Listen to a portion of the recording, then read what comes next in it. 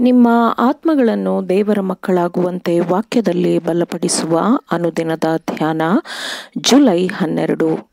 Ellen G white ರವರ sons and daughters of god ಎಂಬ ಪುಸ್ತಕದ 194ನೇ ಪುಟ. ಶೀರ್ಷಿಕೆ: ಬೆಳಕಿನಲ್ಲಿ ನಡೆಯುವುದು ಧೈರ್ಯವನ್ನು ಕೊಡುತ್ತದೆ.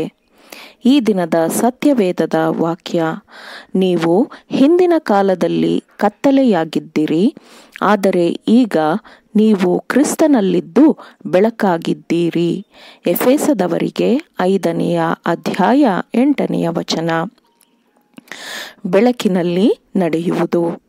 ಬೆಳಕಿನಲ್ಲಿ ನಡೆಯುವುದು ಎಂದರೆ ಕ್ರಿಸ್ತನ ಗುಣಸ್ವಭಾವದ ಮಧುರತೆಯನ್ನು ಪ್ರಾಮಾಣಿಕವಾಗಿ ಪಾಲಿಸುವುದಕ್ಕೆ ದೃಢ ನಿಶ್ಚಯ ಮಾಡುವುದು, ಚಿಂತನೆಯನ್ನು ಅಭ್ಯಾಸಿಸುವುದು, ಇಚ್ಛಾಶಕ್ತಿಯಿಂದ ಪ್ರಯತ್ನಿಸುವುದು ಎಂದು ಅರ್ಥ.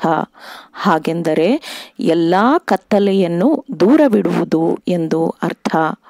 ನಾನು ದೇವರ ಮಗನು ಎಂದು ಹೇಳುವುದರಲ್ಲಿ ನೀವು ತೃಪ್ತರಾಗಬಾರದು.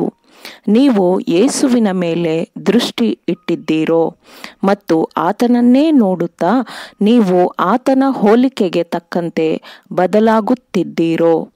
ಬೆಳಕಿನಲ್ಲಿ ನಡೆಯುವುದು ಎಂದರೆ ಆತ್ಮೀಕ ವಿದ್ಯೆಯಲ್ಲಿ ಉನ್ನತಿ ಹೊಂದುವುದು ಮತ್ತು ಪ್ರಗತಿ ಹೊಂದುವುದು. ಇಷ್ಟರೊಳಗೆ ನಾನು ಬಿರುದನ್ನು ಪಡಕೊಂಡು ಸಿದ್ಧಿಗೆ ಬಂದವನೆಂದು ಹೇಳುವುದಿಲ್ಲ. ಆದರೆ ನಾನು ಹಿಂದಿನ ಸಂಗತಿಗಳನ್ನು ಮರೆತುಬಿಟ್ಟು ಮುಂದಿನವುಗಳನ್ನು ಹಿಡಿಯುವುದಕ್ಕೆ ಓಡುತ್ತಾ ಇದ್ದೇನೆ ಎಂದು ಪೌಲನು ಪ್ರಕಟಿಸಿದನು.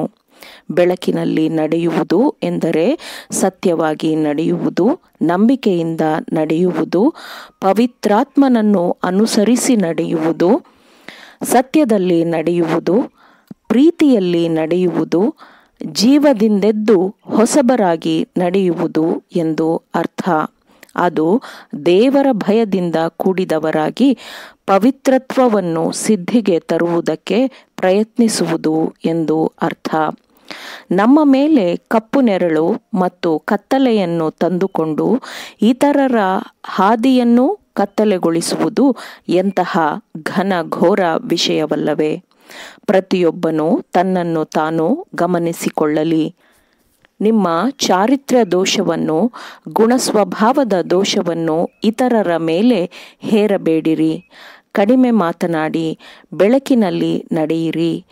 ದೇವರು ಬೆಳಕಾಗಿದ್ದಾನೆ ಮತ್ತು ಆತನಲ್ಲಿ ಎಷ್ಟು ಮಾತ್ರವೂ ಕತ್ತಲೆಯಿಲ್ಲ. ಈ ಲೋಕದ ಬೆಳಕಾಗಿರುವವನಿಂದ ಮಾತ್ರ ಬರುವ ಧೈರ್ಯವನ್ನು ನಿಮ್ಮ ಆತ್ಮಗಳಲ್ಲಿ ತುಂಬಿಕೊಳ್ಳಿರಿ.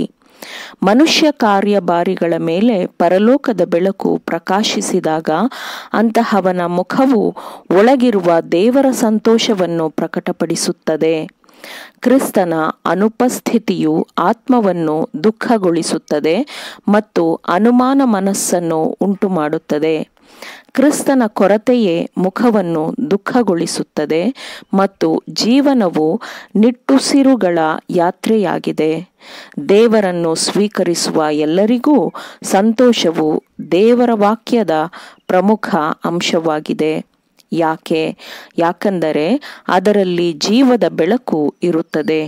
ಆ ಬೆಳಕು ಸಂತೋಷವನ್ನು ಮತ್ತು ಖುಷಿಯನ್ನು ತರುತ್ತದೆ ಮತ್ತು ಆ ಸಂತೋಷವು ಜೀವನದಲ್ಲಿ ಮತ್ತು ಅವರ ಗುಣಸ್ವಭಾವದಲ್ಲಿ ಪ್ರಕಟವಾಗುತ್ತದೆ. ಆಮೇನ್. ದೇವರ ವಾಕ್ಯಗಳನ್ನು ಶ್ರದ್ಧೆಯಿಂದ ಆಲಿಸುವವರು, ಪಾಲಿಸುವವರು ಆಗಬೇಕೆಂದು ನಿಮ್ಮನ್ನು ಉತ್ತೇಜಿಸುತ್ತೇನೆ. ಪರಿಶುದ್ಧಾತ್ಮನ ಸಹಾಯದಿಂದ ಆಲಿಸಿದ ನಿಮ್ಮೆಲ್ಲರಿಗೂ ಧನ್ಯವಾದಗಳು. ಮತ್ತೆ ದೈನಂದಿನ ಧ್ಯಾನಕ್ಕಾಗಿ ನಾಳೆ ಸಂಧಿಸೋಣ. ಆಮೇನ್.